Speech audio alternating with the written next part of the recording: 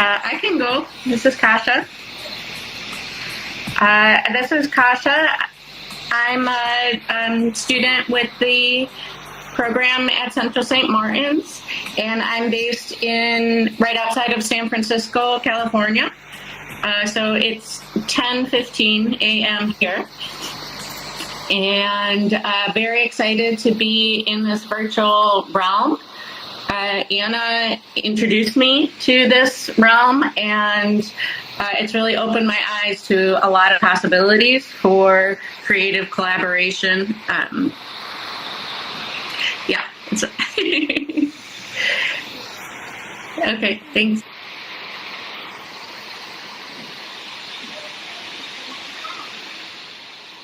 Hey, hello everyone. This is Penny from Hong Kong. Hey, so glad to be here to meet you guys again virtually. Hello. It's actually 2 a.m. It's actually 2 a.m. in Hong Kong. So do you hear me clearly? Hi. Yes, we can hear you. We can.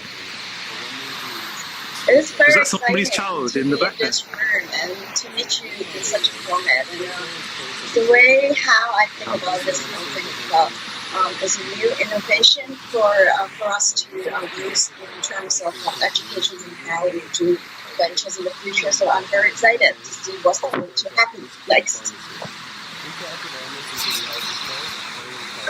Enrica.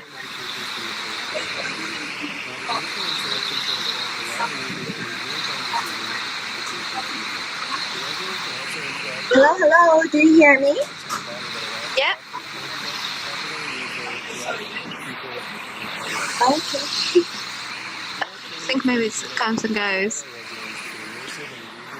Right, I think next we've got Enrica.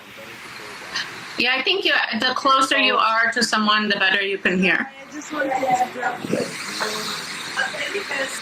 Enrica, stop playing around and tell us who you are.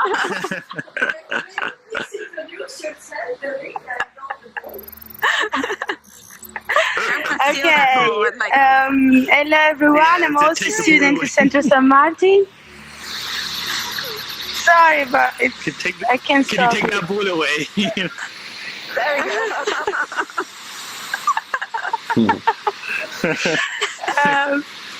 Okay, so I'm also a student at Central St. Martin, and Anna explained at the beginning a lot about this idea, and I got really engaged with it.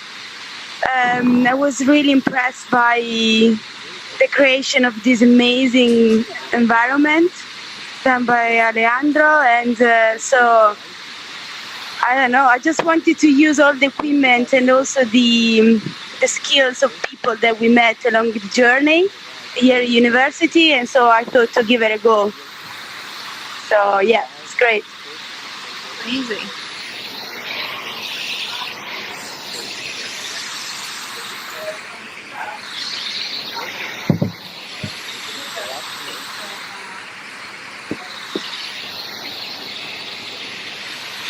Exactly. Yes. So Awesome. Really good. So well it's done. all about like using, how we were, in a way, we feel privileged to collaborate with also the digital collective and Alejandro. So it's a mix of, it's a lot of experimenting with this new medium and people as well. And I think the other thing we should say is that this is very much a prototype. Emma?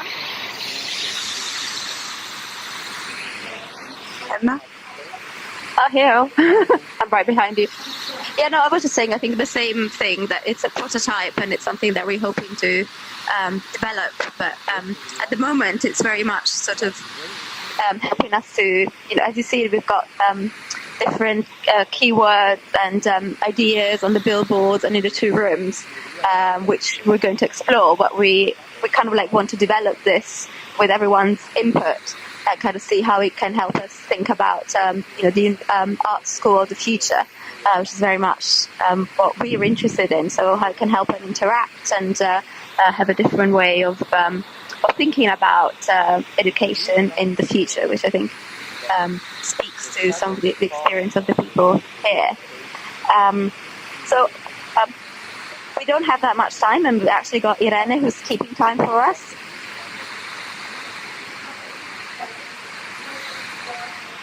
Yeah.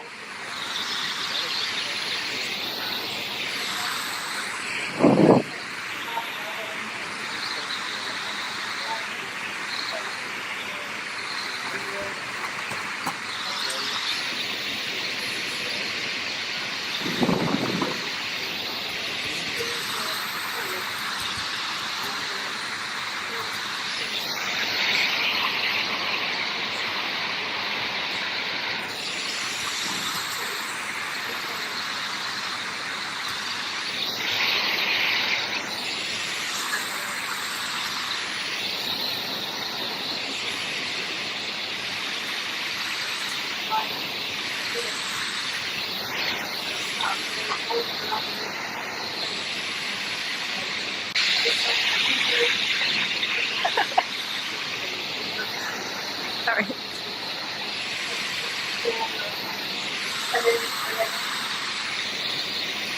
Definitely. So perhaps what we can do, I know you've been playing around, but what we could do is like explore the environment. There are 2 rooms, 1 toilet, which is a very interesting place to interact. And we actually have a couple of videos that people can look at, and then different articles and ideas. And maybe we can do that for about 5 minutes, and then we can all gather back here. And perhaps what we can keep in mind is how can this help us to think about the art school of the future in terms of passive and more interactive ways of using virtual reality, and also access. I mean, we noticed that it took us about 20 minutes to get everyone in, but we've been setting this up for a long time today. So, you know, the first thing is probably how can this technology help, and how they actually reach out to a large number of people to make it viable. But maybe have a play around and somebody find that goal, which I think has disappeared now. It's you guys start. Sorry. Okay. We got 2 balls actually. Find the white one. Yeah. Emma, do you want to lead the way and show us around, or do you want us to explore? Oh, it would be nice if Emma lead the way. Oh, but Emma gets really nauseous. I can try. All right. I think the most interesting bit is, well, let's leave that for last because it's probably the most awkward one. But so a couple of articles here. So if you go all around, if you look up in this room and you get closer, we got a couple of really interesting things. The psychology of an avatar. So what we're interested in there is, does being in virtual reality and having an avatar change the way we behave, and in what ways, but the way we think about ourselves and our identity? Next to it, we've got the gamification of education. So this is very much an environment for where gamers are very comfortable. How does that change the way in which we think about education? Up there, and I can't read it because I'm not close enough, but it's again a new generation of digital natives. So, you know, bringing the concept of digital natives forward. How does that affect the way in which people access and use this technology? And then again, VR as an educational medium. In some of the videos in the other room, we'll see that it's being used a lot to train, for instance, in the medical context and environment. Can we use it in similar ways? Someone earlier was saying in our group, can you use it to teach skills that people need? And then VR and social media. Are social media just an earlier form of virtual reality? So I don't know if you want to kind of explore this a little bit more, or we can go to the other room as well, which has all the videos. Yeah, let's go to that. We'll follow you. Let's go to the other room. Oh, so do you guys want to follow me?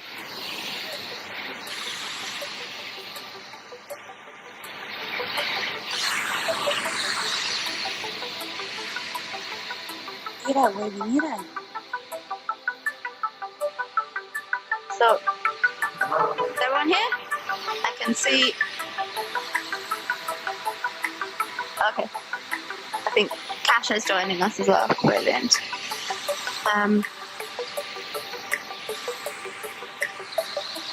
So here we've got, again, a few questions. I would have, they're very much for exploratory purposes. Which elements of the real or imaginary life would your avatar personality bring with him or her? I think most of us have, well, some of us are very original, all of us are very original avatars, sorry, take that back. But they all seem to be quite technical focuses, which is quite interesting.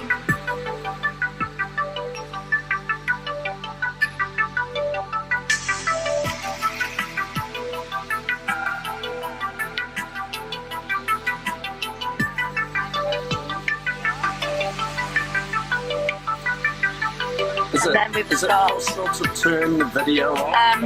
Or does it? A social network Do I have to- to Facebook, Is it an personal? early version of virtual reality. Yeah? I'm just wondering if it's possible to turn the video off, or is it?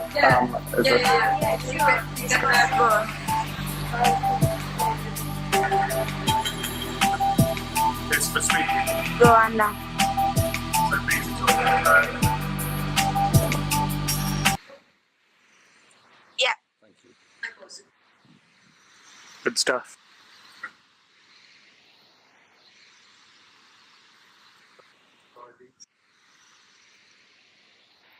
Where are we now? So I think I think I've lost. Here we are. Hello. But I'm still here? we all have to be in Yep, the same yep. sort of proximity. Yep. I'm still here. That's Hello. right. I think if we all stand together, we can hear each other a bit better. Oh, we can hear each other. Brilliant. Do you guys want to explore the questions, like really just for a minute or two, and then maybe we can pick one or two to sort of discuss? Yeah, I think the question with the type of avatar that one would create is an interesting one, because by default we all seem to be having a similar avatar. So that question around looking science-based or robotics, I think most of those avatars are default. I think perhaps if we've got a custom avatar, maybe they want to talk about creating a more of a custom avatar and how that implicates some of the features that we can use or integrate. Yeah. I also, my observation is that most of the time, we're all, my guess is we're all relative newbies when it comes to VR chat. And what I've noticed in the past with experience with other virtual worlds is that as people learn more about the interface and how you actually customize it, then more personality comes into the creation of the avatar. Do you think it's sort of aspects of your personality that one wouldn't necessarily feel as comfortable with in real life? I've observed how people often will experiment with their multiple personalities. So, in other words, at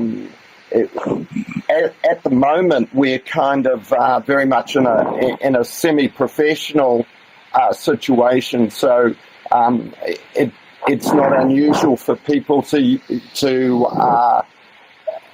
put forward their real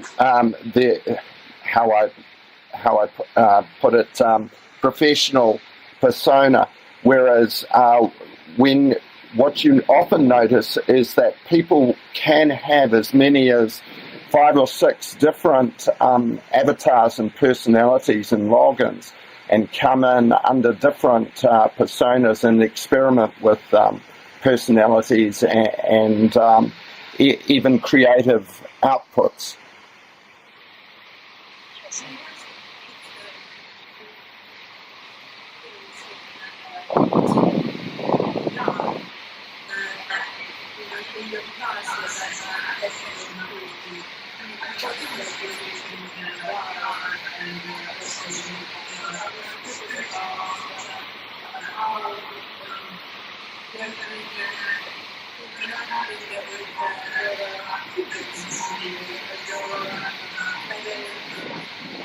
Sure.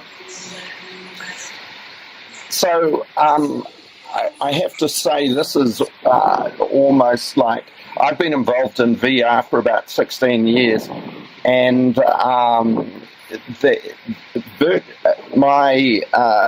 PhD was in, I think I told you when I at Dell was in looking at Second Life. The interesting thing is a few times I teach an introductory course to creative technologies where I pose the questions with students, provocations around, are you in a simulation? Is this, tell me why you think this is different from reality, or is this, so I got them to actually start with Second Life, and that was interesting because the first reaction for a lot of the students is, oh, this is a game, and I said, well, it's not really. This is there is no game dynamics.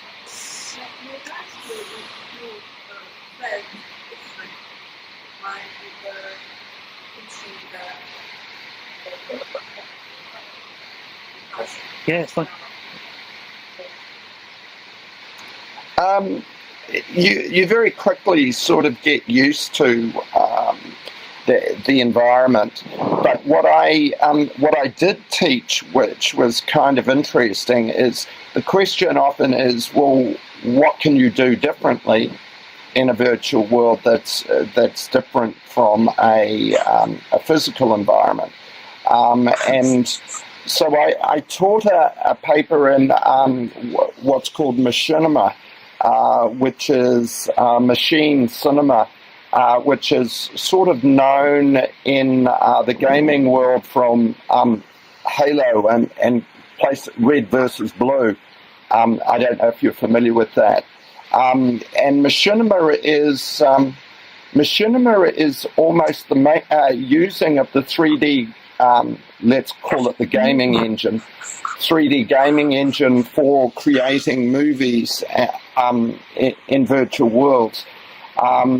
And what you can do, which is actually quite a nice exercise for students who are learning, because they have to collaborate, they have to create the sets, they have to create the characters, so the avatars, and then they have to understand something about filmmaking in terms of camera angles, editing, and all of that sort of thing.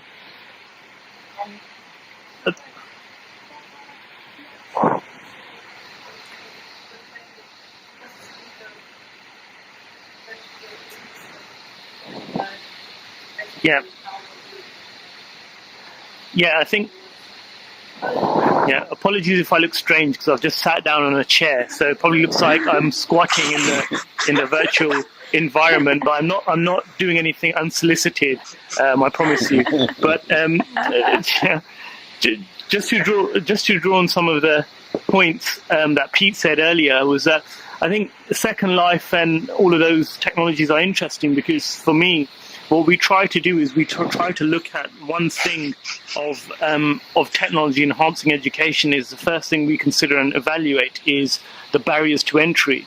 So we really look at what the barriers to entry are if we're considering a wider scale of collaboration where students are involved. And I think with one of the problems associated with Second Life was having a customized browser and downloading and installing specific aspects and having a more powerful machine. So the average person then alleviates away from that. So I think we're at an interesting area with VR and augmented reality, virtual reality and augmented reality, in the sense that as technology improves and becomes faster and rapidly more available, it seems to be that we'll have more of a seamless integration with some of the aspects towards learning and wider aspects. And I think, again, something that I think Pete highlighted earlier was the area of the gamification side. I think students really understand that they do see it as a game, and I'm not sure if that's a good or a bad thing at this stage, where it may capitalize on the imagination.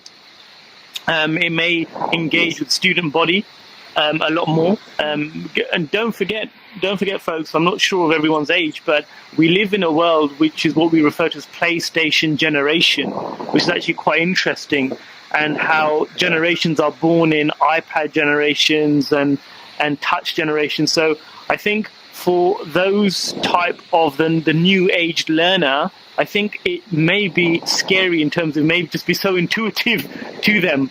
So, and I think that we want to be on the growing side of the equation.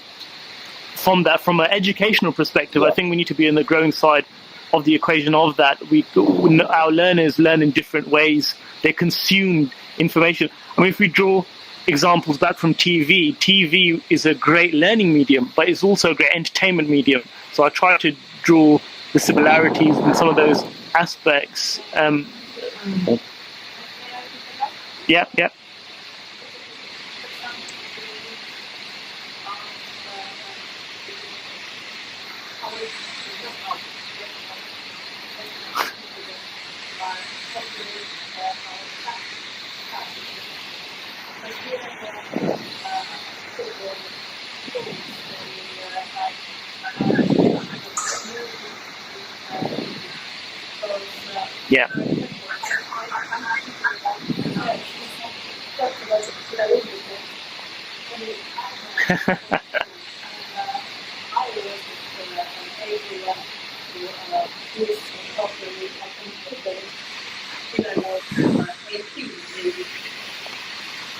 So this means a lot. Yeah. As you said, we are having a place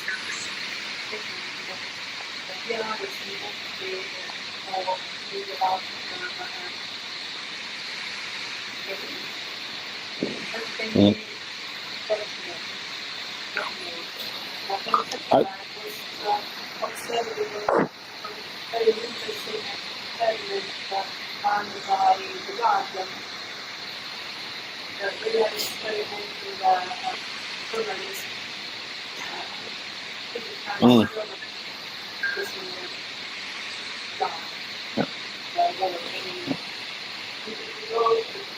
the website access to sense.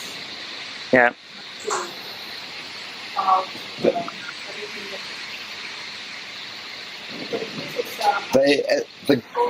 I think Pete. I just want to bring Pete in because Pete. I think. Yeah. I was just want to bring you in. Sorry, I was just about.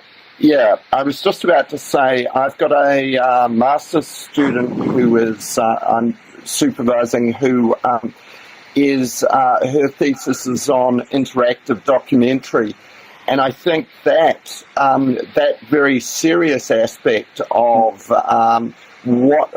how you get people to experience things that happen in actuality and physicality in a virtual space is a very powerful aspect.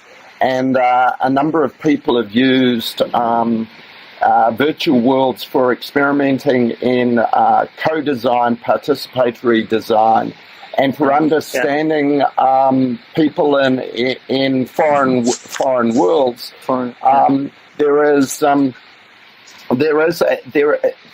The interesting thing about the gamification side of things, or the avatars. What you notice with the students is because of their sophistication. I'm just going back to what you were saying, Anna, about digital natives. The interesting thing is that can be a barrier to acceptance, because just looking at the students can be very sophisticated in their expectations coming from the console environment, where you've got more and more photorealistic environments and more immersive environments. something that has a customization like VRChat or Second Life or High Fidelity I agree with sorry, I was going to call you Savraj. What's your Savraj. Yes. Savraj. Sorry. Yeah. You call me Savraj. Quite flattering. Yeah. Okay, Tony.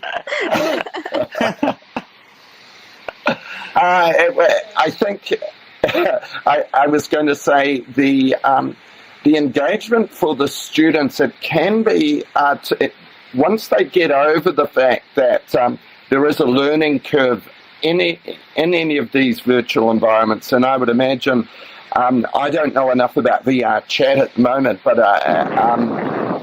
you have these frustrations like, how do you log in? How do you do a backflip? How do you say hello? How do you wave to people? And actually what happens to people is they get embarrassed, even in this environment, which I don't know how to talk. I don't know how to walk without bumping into a wall. These are all barriers to student acceptance in the first place. But do you think that's got something to do with... No, go ahead. I was just wondering, do you think this is something to do with technology, and maybe the more it gets used outside of a commercial environment, outside of a sort of entertainment, the more we can try and shape it so that it becomes easier to access for, outside of those?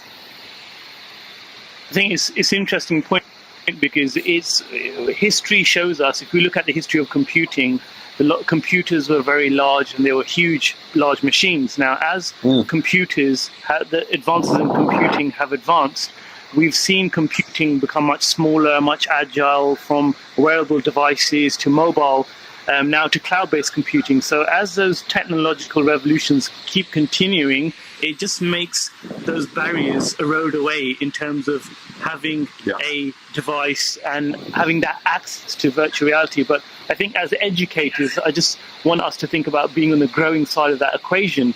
I think history shows us the early adopters of particularly of technology, what is referred to as TEL, technology enhanced learning.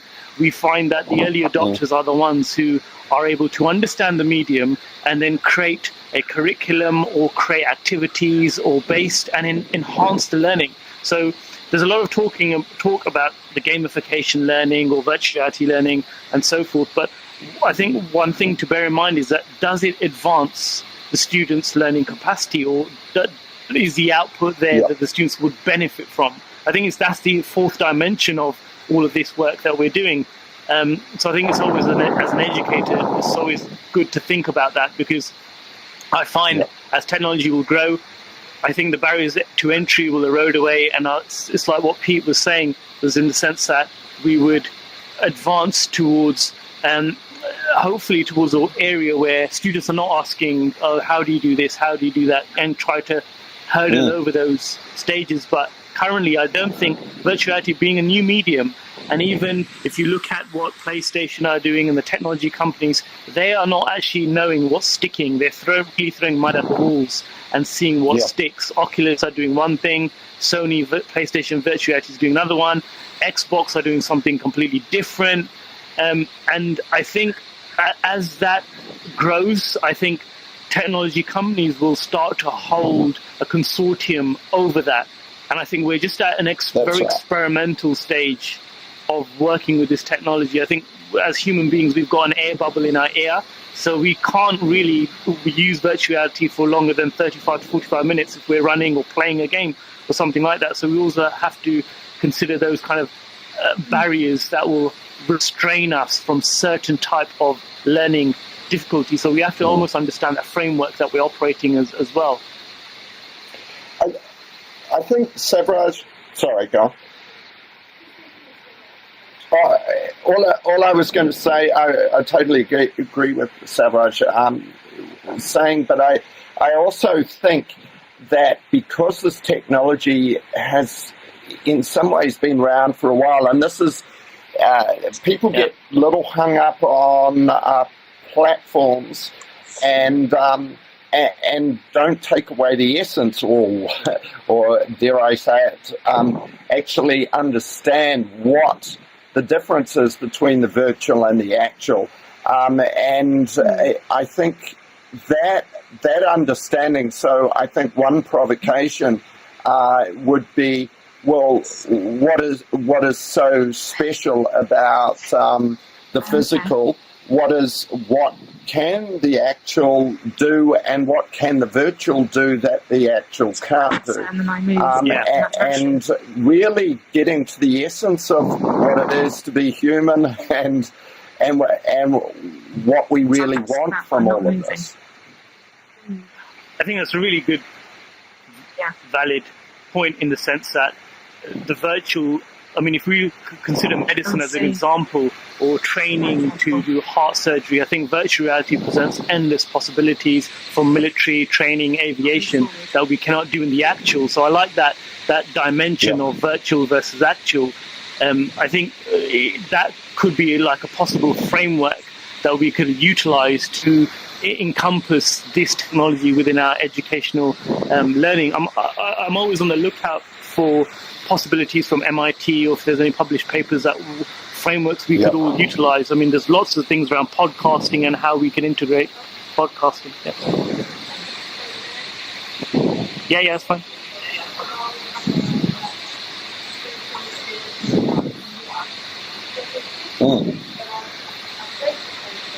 Yeah, huge. Yeah. Yeah.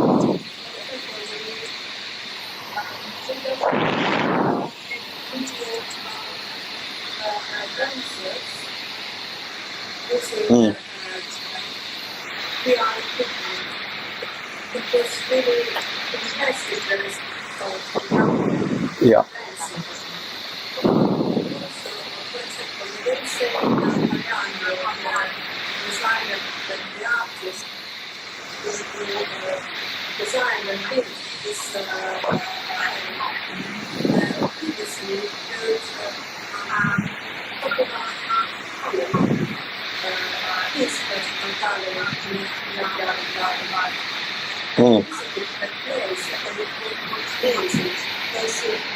I was able to access this notebook video.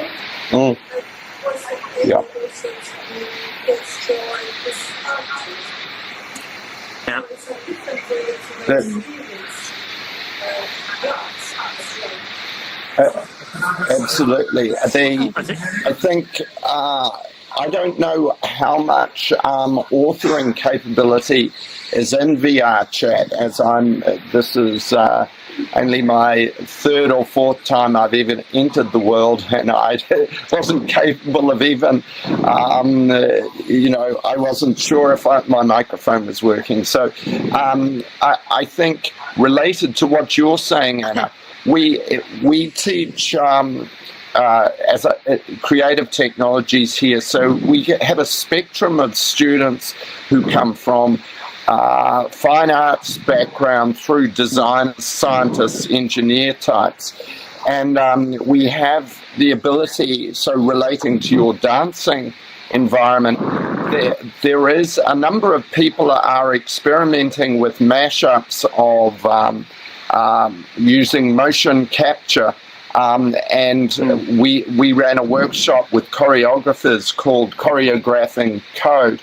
And I think where you have choreographers working with coders to actually design dance experiences, etc. And I think those are the areas that are particularly interesting, where you're extending the senses.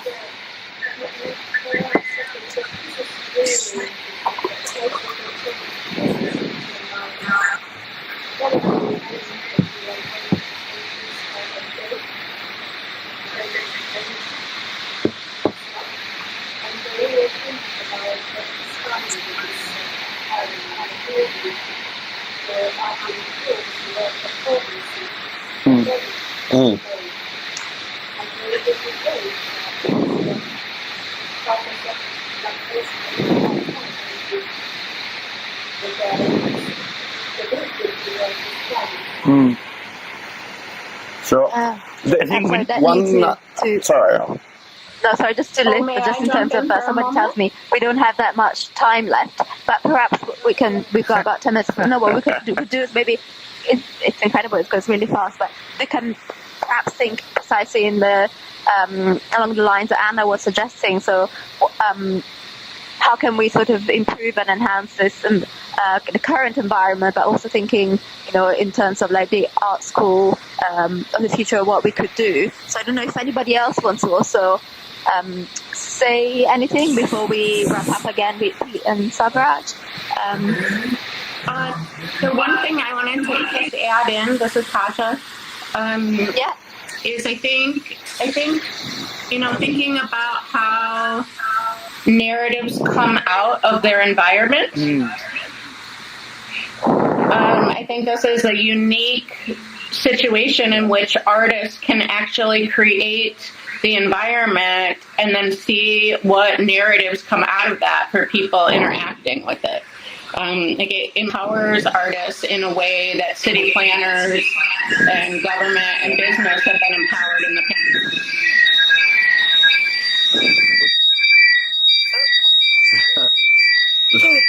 Is that in the virtual world or in the actual world? It sounds like in the virtual. It sounds like alarm's gone off in the virtual world. Oh.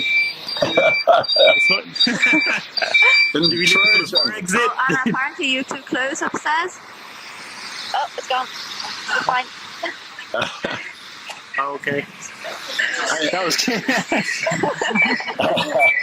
You need to evacuate to the virtual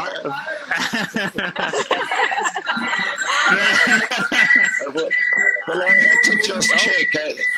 Oh, there it is Oh, it's again. back. I have to go. I'm sorry. Maybe you too close to each other? Oh, sorry.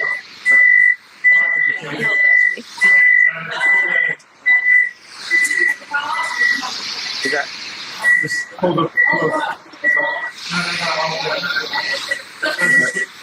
Maybe if someone, you think it's coming from you, maybe if you use it. That looks like. Rather than virtually. Anna and VRChat, I think it might. It's gone. Okay, perfect. Looked Kasia, like you it want was to pick coming that from back up? across. Yes? Can anyone hear me? Yep. Yep. Yep. That may have been us. Oh. Well, as long as you're not on fire. We just so just to give you some context. I think we're fine. Kasia, did you want to pick that back up? So I want to go back to what Kasia was saying. I think that was very interesting. I just throw out to everybody, just as a possibility and something that we've been doing. I have a studio theme with my students called Future Worlds, and we were working with the University of Southern California. Alex McDowell has who was the production designer on Minority Report going way back. He had a project that they're doing with the Buckminster Fuller Institute called Spaceship Earth 2050. So I can tell you all more about it, but I think finding these, just as a suggestion, finding projects whereby students and academic staff can all work together in a particular virtual world is very productive. It gives it a focus to what you're doing.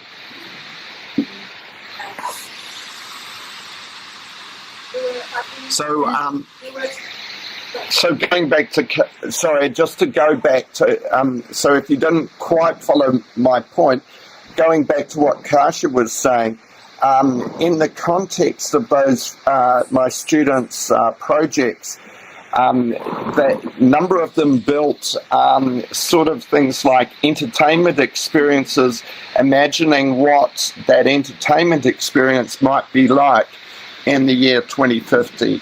And so that can take the form of everything from people experimenting with colour and sound and dance in the year 2050, or it may take the form of one student team designed a virtual city based on the Maldives, and the idea that it would be underwater.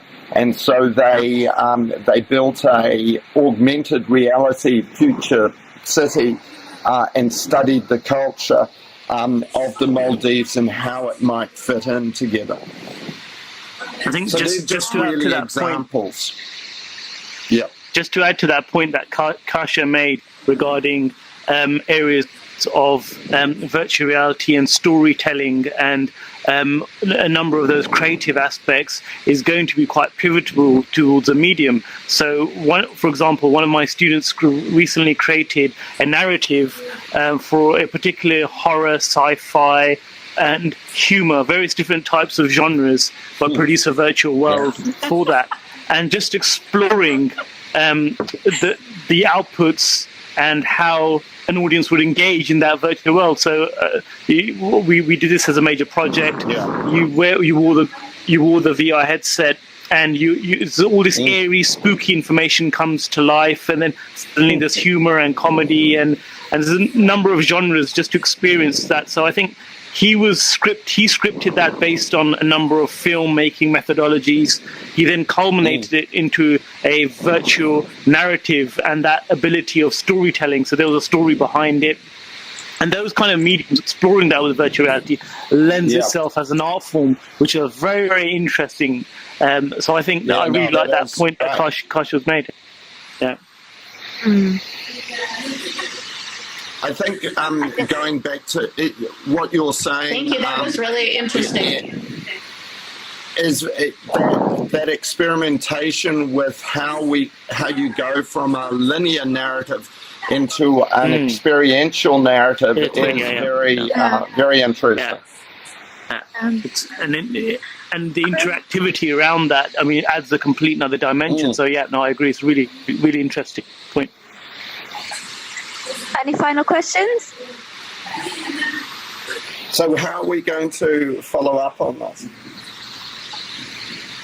Okay, we've got 4 more minutes, and I did.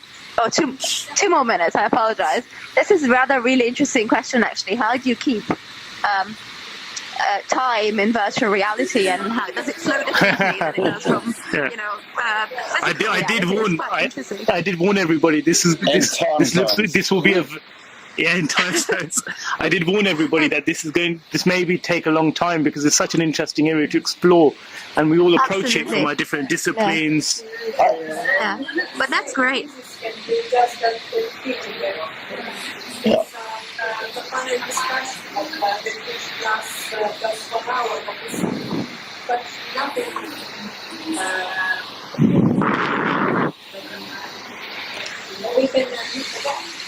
Yeah. Absolutely. I mean, we see My power is dying, so I'm jumping off. This was awesome. Thank you for joining us, Kasia. Great to meet you, Kasia. Thank you. Thank you. This was so exciting. Yeah, very great. Thank you. Nice to virtually meet you. Wonderful to meet you. Nice to meet you too. Bye. So just to wrap up, Everybody just as I said, this is a look prototype. at your invites. There are invites. There's the ability to have friend invitations. So just, I've sent a few of you invites. You might just see, I think it comes up with a yellow question mark or something like that. So in social, you accept or reject. Can I just throw something in? Yeah. Hello? No, I'm just going to add. Yes. No, I don't want to change my laptop. One thing I'm not sure whether you covered But so I'm at Chelsea College Bar, and we've got about eight students here. So I guess in terms of VR, one of the things I've been struggling with here is obviously how to engage other people that are not in the VR. It's a really good point. So we've got one VR headset, and the feedback earlier on, that was because we had my little friend here, my little moody girl. She's on a 2D screen in another part of the makerspace, so she's not interacting there, but she's observing. Okay. And so behind her are 8 students.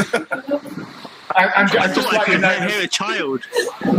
Yeah. I did hear something earlier. It sounded like a child, and I was going to ask, is something happening here? But thank you for clarifying that, Chris.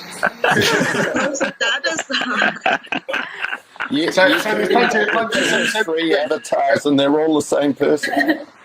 So this has been really good, and those positive responses from the students. So the students are really interested in social VR, and now hopefully we're going to start to build a group exploring social.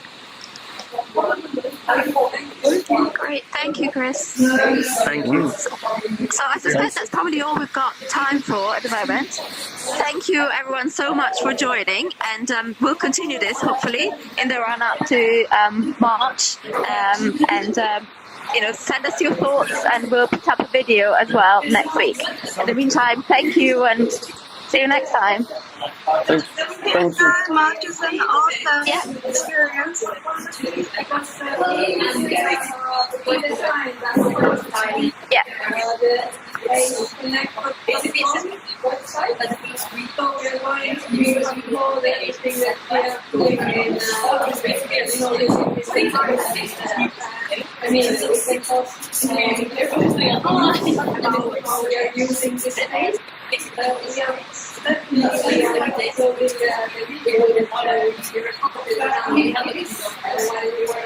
Okay.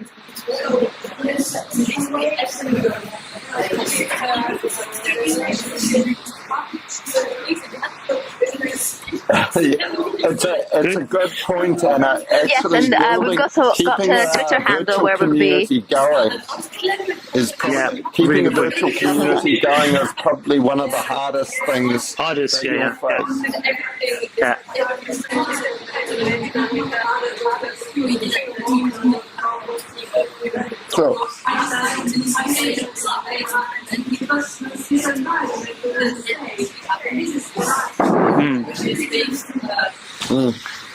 think the tape will be a good goal to work towards March for the Tate exchange.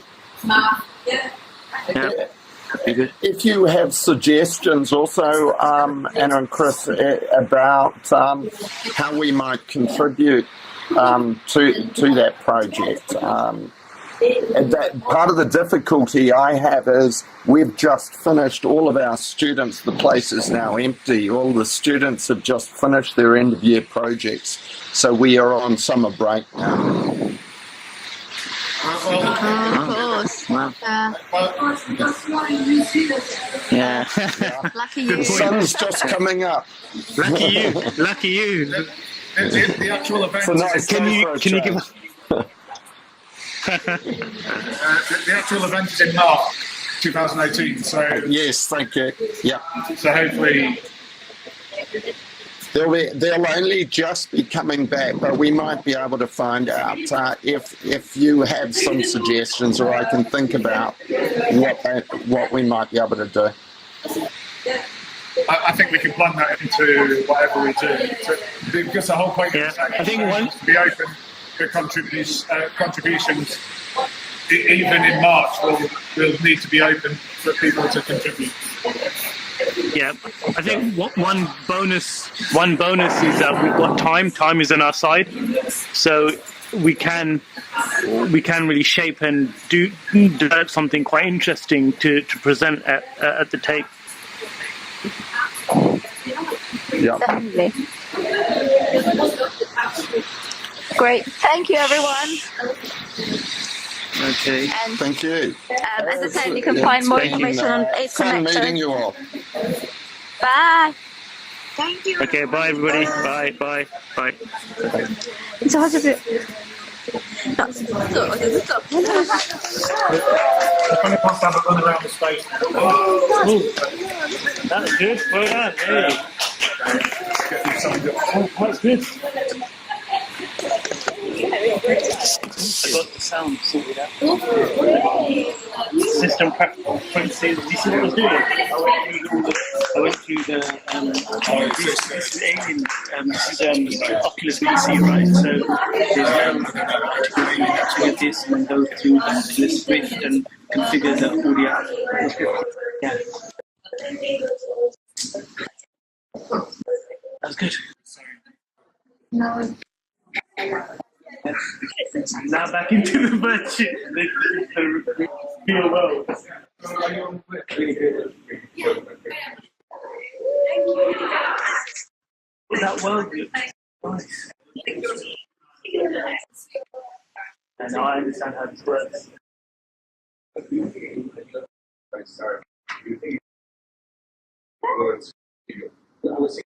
Just report what's the ICT impressions and maybe thoughts about it. Yeah, like one thing on publication. So we're trying to document them. It's like that is communication. So being recording and somebody has to Mentioned it. I was saying that.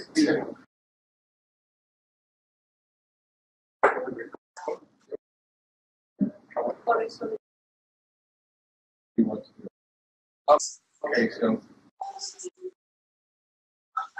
How weird that is.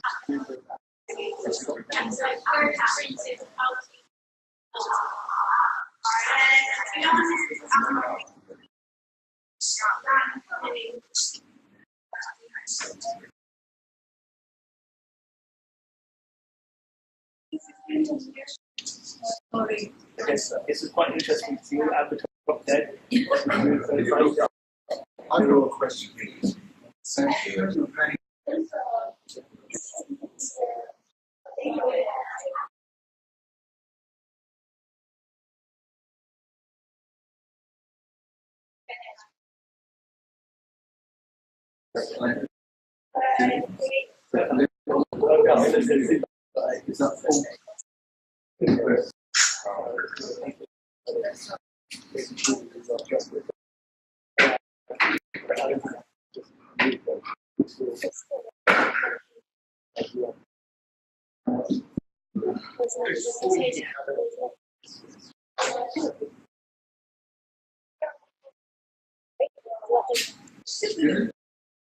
Yeah.